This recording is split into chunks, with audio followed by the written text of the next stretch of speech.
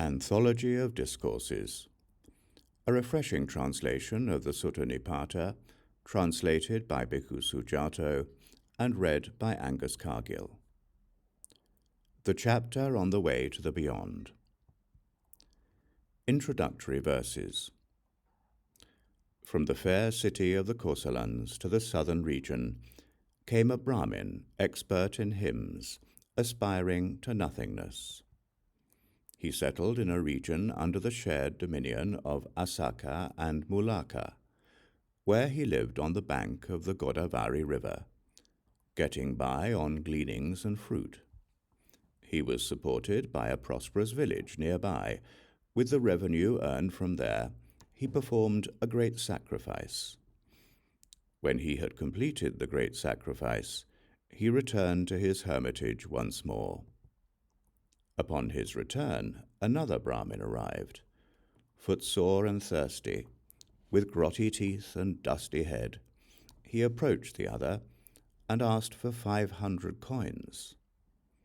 When Bhavari saw him, he invited him to sit down, asked of his happiness and well-being, and said the following: "Whatever I had available to give, I have already distributed.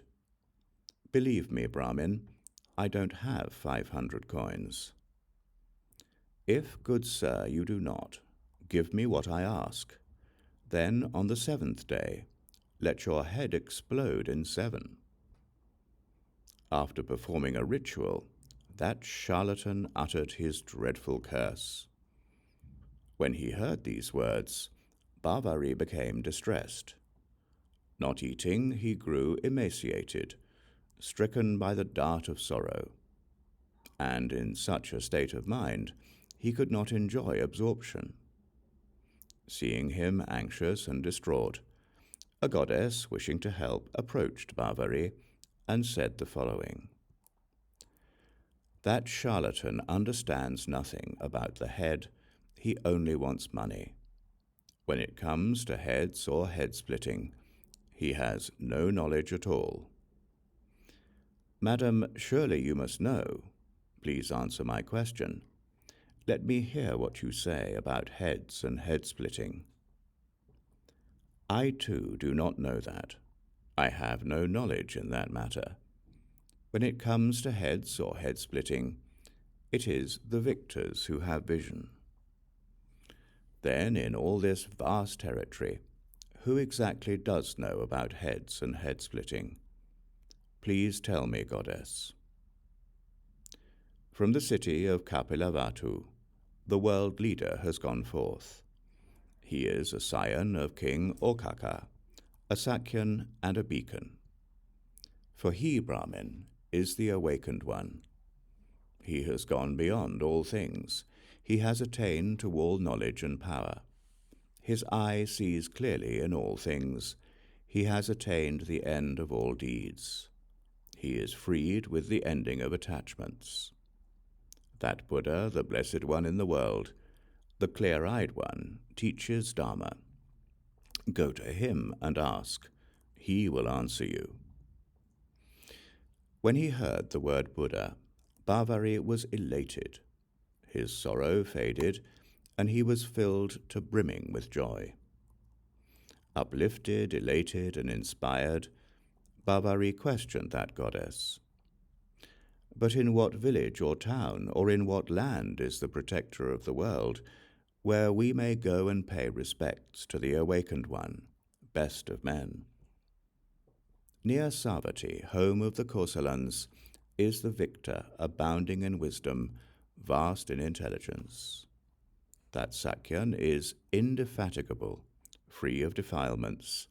That chief of men understands head-splitting. Therefore he addressed his acolytes, Brahmins who had mastered the hymns. Come, students, I shall speak. Listen to what I say.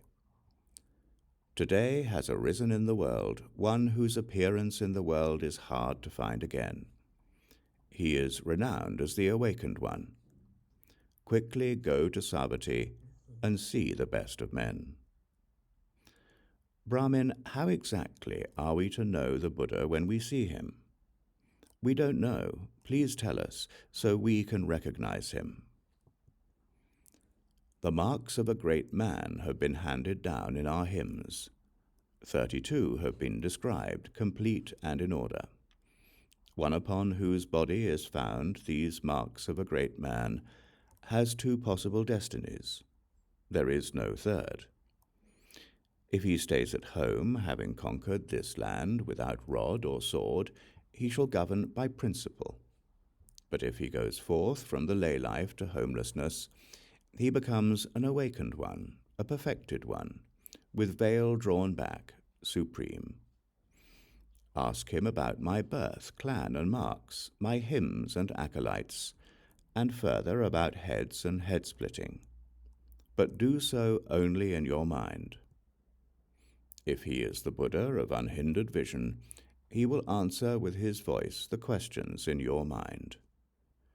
16 Brahmin acolytes heard what Bhavari said. Ajita, Tisameteya, Punaka and Mitagu, Dotaka and Upasiva, Nanda and then Hemaka, both Todeya and Kappa and Jatukani the astute, Bhadravuda and Udaya, and the Brahmin Posala, Mogaraja the intelligent, and Pingiya the great seer. Each of them had their own following. They were renowned the whole world over. Those attentive ones, meditators who love absorption, were redolent with the potential of their past deeds. Having bowed to Bhavari and circled him to his right, they set out for the north with their dreadlocks and hides.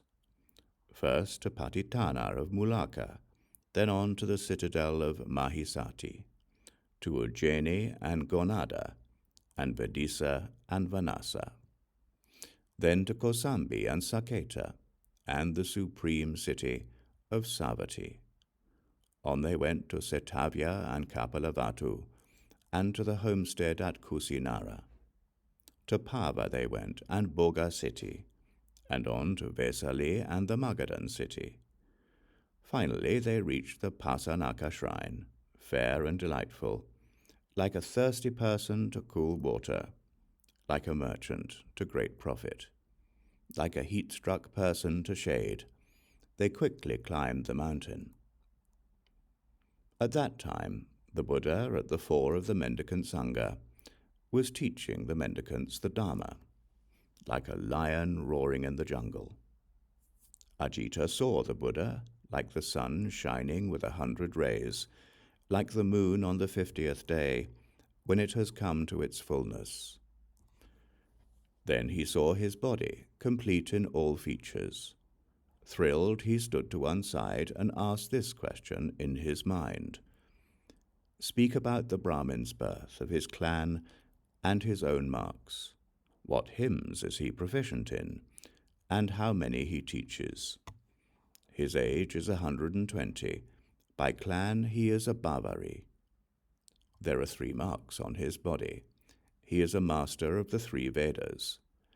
The teachings on the marks, the testaments, the vocabularies, and the rituals. He teaches recitation to 500, and has reached proficiency in his own teaching. O Supreme Person, cutter of craving, please reveal in detail Bhavari's marks. Let us doubt no longer. He can cover his face with his tongue. There is a tuft of hair between his eyebrows. His private parts are concealed in a foreskin. Know them as this, young man. Hearing the answers, without having heard any questions, all the people, inspired with joined palms, wondered, who is it that asked a question with their mind? Was it a god or divinity? Or Indra, Suja's husband? To whom does the Buddha reply?